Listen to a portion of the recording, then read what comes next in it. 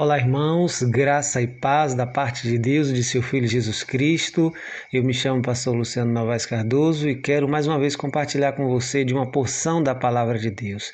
Que Deus te abençoe nesse dia com a compreensão da sua palavra.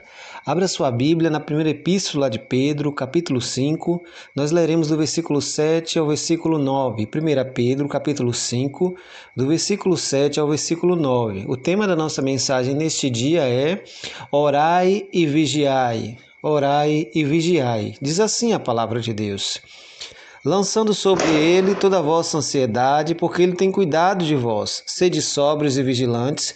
O diabo, vosso adversário, anda em derredor como leão que ruge, procurando alguém para devorar. Resisti-lhe firme na fé, certo de que sofrimentos iguais aos vossos estão se cumprindo na vossa irmandade espalhada pelo mundo. Orai e vigiai.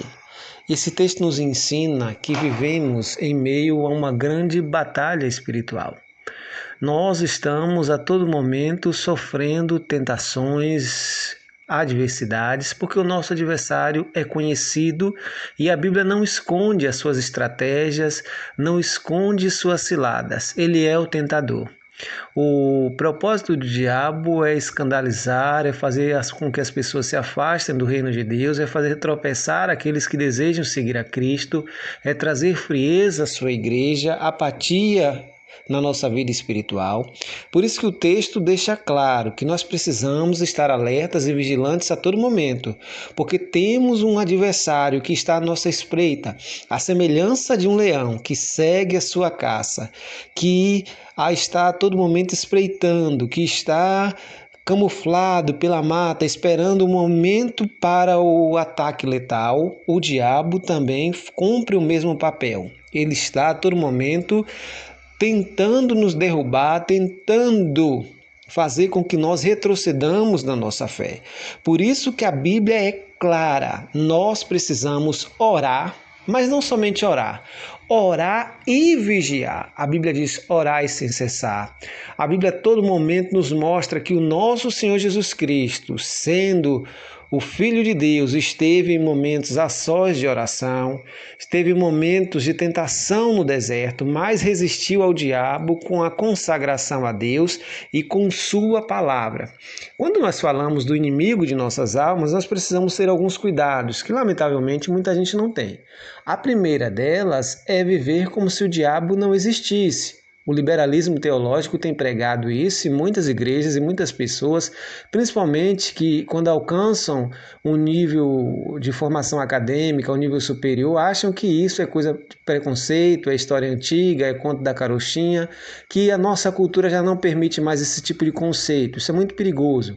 A segunda tendência é achar que o diabo é tão poderoso quanto Deus. Aí você cai no maniqueísmo, achando que o diabo está no mesmo nível de poder que o nosso Deus está. Não faça isso, a Bíblia não dá a ele esse poder e nós precisamos ter muito cuidado e colocá-lo no devido lugar.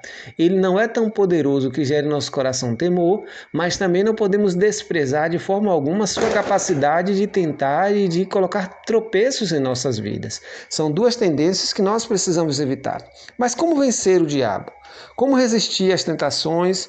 Como resistir as suas armadilhas? A primeira dela é entendendo o que a Bíblia nos ensina. Em momento algum, a Bíblia nos ensina a fugir do diabo. Pelo contrário, a Bíblia diz, resistir firme. Tiago 4,7 diz assim, sujeitai-vos a Deus, resisti ao diabo, e ele fugirá de vós. Nós precisamos resistir às suas tentações. Precisamos ter muito claro em nossa mente que o diabo tenta, mas Deus sustenta. Deus nos dará poder para resistir às tentações à medida que nos sujeitamos às suas mãos, que nos colocamos debaixo da sua graça. Deus nos protege, nos guia e nos fortalece para que possamos permanecer firmes contra as artimanhas do maligno. Nós precisamos ter muito claro que ninguém resistirá às tentações se não possuir uma vida de oração, uma vida de vigilância e uma vida de dedicação. Tem muita gente que ora, mas não vigia. Isso não dará certo.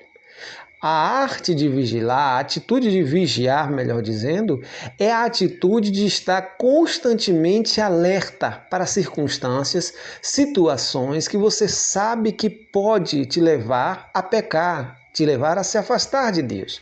Uma é que você é um homem casado e você está em conversas pelo celular com outras mulheres. Você não pode ter esse tipo de conversa. Você tem que cortar o mal pela raiz. Como é que você sabe que você tem problemas com bebida e você mantém bebida em casa porque você acha que vai ter a capacidade de resistir, de tomar apenas um gole? Isso é mentira.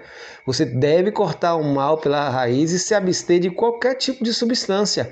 É esse tipo de vigilância, é esse tipo de cuidado que nos deixa sempre alerta para que o nosso adversário não nos pegue de calças na mão, como se costuma dizer.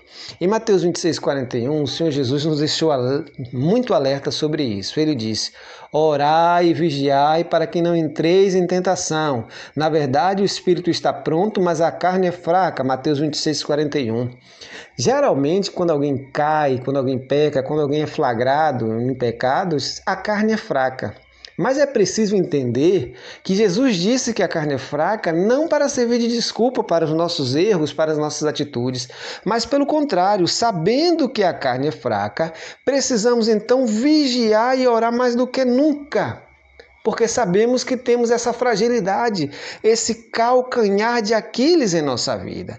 Por isso, queridos, resistir firme na fé, certo de que sofrimentos iguais aos vossos estão se cumprindo na vossa irmandade espalhada pelo mundo.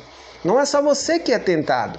Cada um de nós é tentado no nosso calcanhar de Aquiles, naquilo que é a nossa fragilidade. Para alguns a tentação maior é o dinheiro, para outros é o sexo, para outro é a vaidade pessoal, é o ego inflamado, para outro é o seu temperamento explosivo, descontrolado.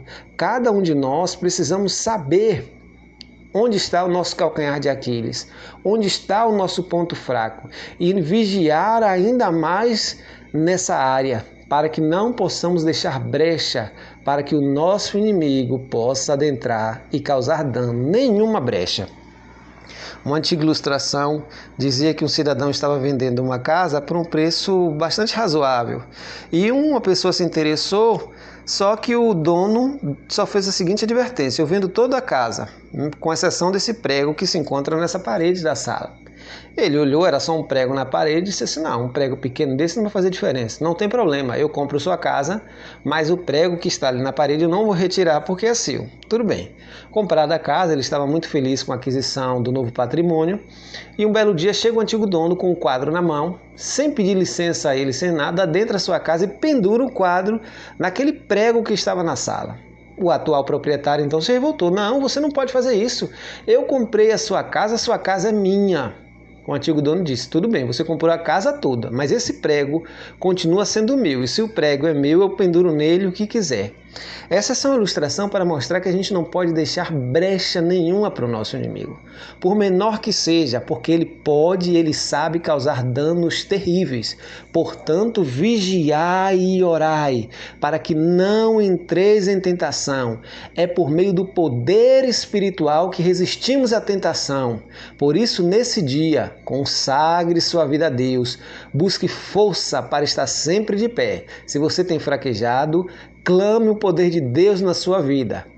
Pecado não se vence só com sinceridade. É preciso o poder de Deus para dizer não ao pecado. Deus nos guarde da hora da tentação, nos livre do mal. Deus nos proteja de todos os dardos inflamados do inimigo. Que Deus nos abençoe nesse dia, em nome de Jesus.